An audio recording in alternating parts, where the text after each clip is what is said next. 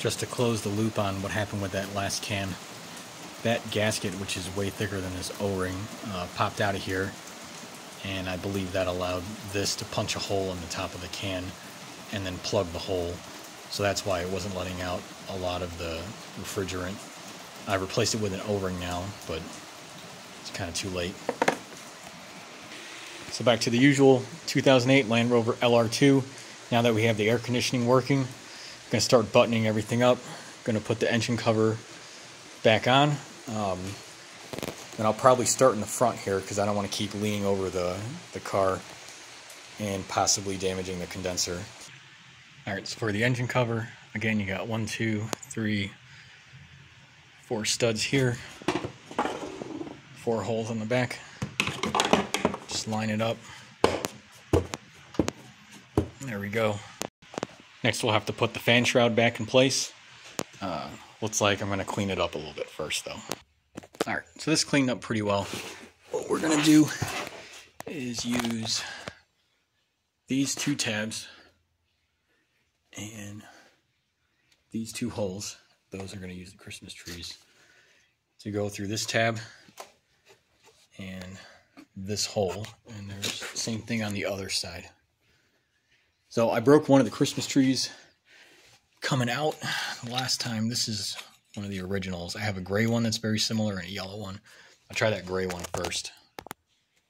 So underneath the condenser and the radiator, there's that flap. I'm going to tuck that in and then tilt this up and mate those pieces. Okay, so these clips are in. Remember, this has to go, the top part has to go over the radiator and condenser, and I got the holes lined up. So I'm going to push those Christmas trees in. Alright, so that black one went in no problem. The gray one was too large of a diameter. There's not a lot of load on this, so I'm pretty confident in this yellow one. Worst case, you could also just use a zip tie. There is enough room to do that. Another thing I did was I just laid the harness for the horns here in the middle for now. Grabbing the part for the upper opening. There are 4 tabs here. The bottom part's going to rest in there. And then there are 4 tabs here.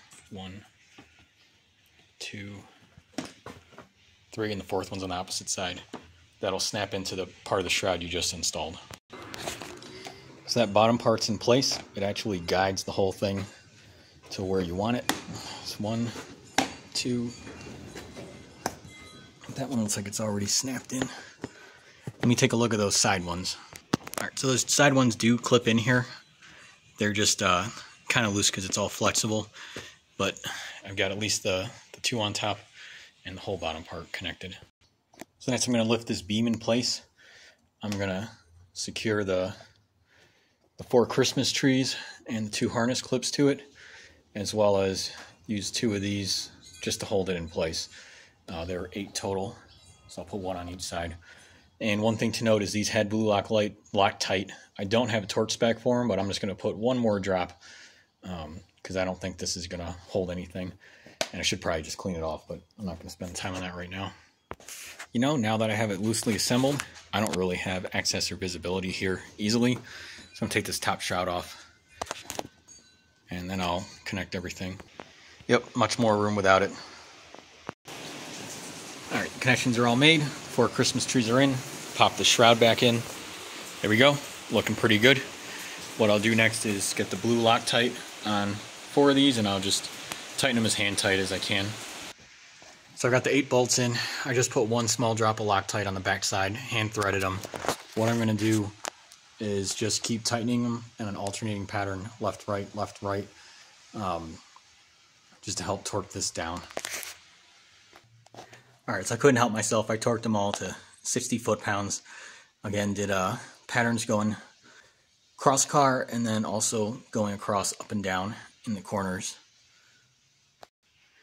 Well, now that I'm done dressing the front end, I'll stop this video, and the next one will be getting the fascia and the headlamps in.